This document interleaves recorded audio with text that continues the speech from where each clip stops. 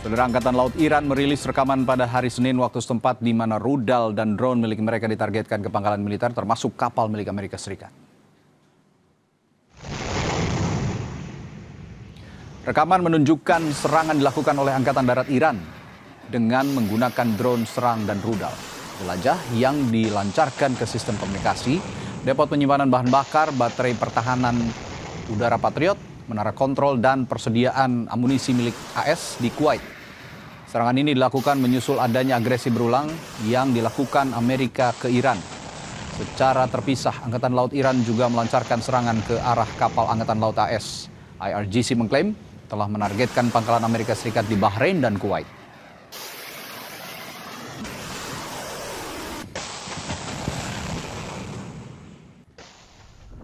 Sementara itu, juru bicara Markas Besar Pusat Iran di Khatam Al-Anbiya Ibrahim Zolfagari mengatakan Teheran tidak akan mengizinkan Washington ikut campur dalam pengelolaan Selat Hormuz. Ia menambahkan, tentara Iran akan menghadapi setiap gangguan atau ketidaknyamanan terhadap transit kapal komersial dan kapal tanker minyak yang disebabkan oleh tentara Amerika yang agresif. Pernyataan ini dikeluarkan IRGC usai Donald Trump menulis di Truth Social bahwa Amerika Serikat akan mengambil alih jalur air strategis tersebut.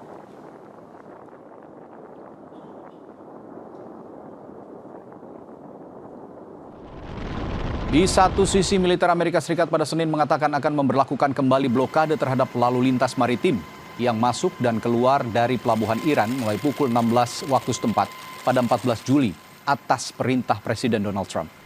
Rekaman yang dirilis oleh Komando Pusat Amerika Serikat CENTCOM menunjukkan kapal perang Angkatan Laut Amerika Serikat, pesawat militer dan helikopter yang beroperasi di Timur Tengah.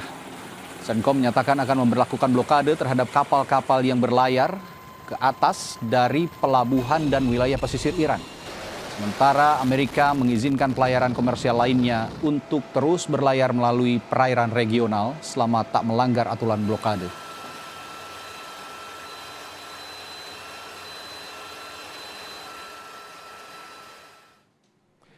Presiden Amerika Serikat Donald Trump bersikeras agar Iran membuat kesepakatan dan menyarankan sekutu-sekutunya di Teluk untuk mengganti biaya kepada AS untuk perlindungan di Selat Hormuz. Sebelumnya Trump menyarankan Amerika menjadi penjaga Selat Hormuz dan dapat mengenakan biaya 20% pada semua kargo yang dikirim. Adapun penggantian biaya itu ditujukan ke Arab Saudi, Uni Emirat Arab, Qatar, Bahrain, dan Kuwait. Reimbursed because we're protecting a very rich portion of the world. We're spending money. And so what we've done is we are going to be reimbursed for protection. We're protecting by the countries that we're helping. For instance, you look at the 5 countries. You have Saudi Arabia, you have UAE, you have Qatar, as I always say, you have Qatar, Bahrain. And by the way, you have others. You have Kuwait and you have others. And they will do very well. But we think it's appropriate that we don't need them. You know, we have more oil than any other country in the world. When you add Venezuela, which has been amazing, which has tremendous amounts of oil that we control, when you add Venezuela and everything else, we have more than 50% of the world's supply. We don't need it, but we need it from the standpoint of protecting allies, etc., etc. Saudara, Trump kenakan pajak bagi kapal komersil yang akan melintas di Selat Hormuz sebesar 20%. Tak hanya itu, Trump juga meminta uang pengganti pengamanan di Selat Hormuz kepada negara-negara Teluk. Sementara Iran meminta Amerika Serikat untuk tidak ikut campur dalam pengelolaan Selat Hormuz. Lalu taktik apa yang tengah diambil Amerika dan disiapkan Iran untuk pertaruhan yang kembali memanas selama 2 pekan terakhir? Untuk membahasnya, kita sudah bergabung dengan pengamat Timur Tengah, BRIN, nostalgiawan Wahyudi melalui sambungan virtual. Selamat malam, Mas Wawan. Selamat malam. Ya, Mas Wawan, pajak 20% katanya bagi kapal komersil di Selat Hormuz. Ini ada angka yang sangat besar sebenarnya. Lalu seberapa drastis lonjakan harga minyak dunia yang akan kita rasakan dalam waktu dekat kira-kira? Yang jelas tidak akan kembali ke harga normal kalau seperti itu. Jadi seperti ini, Mas. Jadi ada sesuatu yang menarik ya kalau kita lihat ya.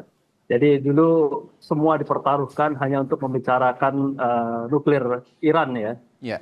Saya kira di sini kita bisa melihat bahwa sebetulnya Amerika sendiri mengetahui bahwa arah untuk menciptakan senjata nuklir berbasis nuklir di Iran itu memang masih jauh dari kemampuan dia, apalagi kemarin setelah serangan 12 hari juga menurun. Jadi itu tidak lagi memberikan keuntungan yang menarik sebetulnya. Kekhawatiran Amerika terhadap nuklir Iran itu sebetulnya tidak sekhawatir bagaimana bagaimana Israel ya dengan apa namanya politik luar negeri yang invasifnya itu merasa terancam dengan keberadaan itu. Oke. Jadi dengan adanya Hormuz ini menjadi sesuatu pergeseran pembicaraan yang menarik. Saya kira Iran sangat mengetahui itu dari awal. Selain dia bisa mengontrol apa namanya politik ya, luar negerinya. Jadi selain ada perang, dia mengontrol politik di Timur Tengah melalui Strait Hormuz. Yang kedua itu merupakan sumber keuntungan yang sangat luar biasa. Dan ini juga dilirik ternyata sama Amerika Serikat. Jadi memang sejak awal ketika perang awal-awal itu terjadi, kita bisa melihat bahwa Amerika juga menginginkan bahwa jika negara-negara Timur Tengah menginginkan perang ini diperpanjang, maka sediakan uang untuk Amerika sebagai uang pengamanan. Jadi ini pengulangan sebetulnya. Dia ingin menyatakan bahwa ini ada potensi ketika negara-negara Timur Tengah yang bentuknya pasif itu, dia membutuhkan perlindungan dan juga membutuhkan kontrol. Jadi ketergantungan mereka terhadap akses minyak dengan perdagangan berbasis energi itu. Sehingga ketika dipegang oleh Amerika, maka kan seperti itu. Nah, kalau bicara Selat Hormuz, secara hukum laut internasional, Mas Wawan, UNCLOS ini, apakah Amerika Serikat punya dasar yang sah sebenarnya untuk memungut pajak di wilayah perairan tersebut? Atau ini murni tindakan sepihak yang ilegal? Karena kita tahu juga negara-negara sekutu Amerika Serikat banyak juga yang ada di Timur Tengah. Sebetulnya kalau kita lihat ya, seperti Indonesia ada ALKIS ya, sebetulnya itu free. Harusnya free, dalam hukum UNCLOS free. Kalaupun ada misalnya sistem pengamanan, misalnya untuk menertibkan jalur-jalur ini secara administratif, itu cost-nya harusnya di bawah 20%. Kalau 20% itu sangat mencekik gitu, juga tidak rasional. Saya kira jika penerapan tarif yang akan dilakukan Iran juga tidak sebesar itu saya kira. Jadi ini lebih pada pengamanan dan juga pengaturan lalu lintas ini ya, lalu lintas laut yang yang melalui Selat Hormuz. Dan ini yang sebetulnya yang menjadi satu hal yang tidak rasional, yang saya kira akan bukan hanya Iran, negara-negara secara internasional ketika mendengarkan bahwa dia akan menerapkan tarif 20% dari misalnya total kapital minyak yang diangkut, maka dia semua akan berteriak gitu. Saya kira itu juga akan menaikkan sekitar 20% harga energi dunia di luar perang karena itu benar-benar terjadi dan itu dikuasai oleh Amerika. Ini yang sebetulnya yang kita lihat ya dari banyak hal seolah-olah Amerika itu menjadi pahlawan untuk penyelamat bahwa Hormuz akan menjadi free. Saya kira tidak seperti itu. Kita bisa melihat bahwa potensi ekonomi itu sepertinya tidak bisa dielakkan.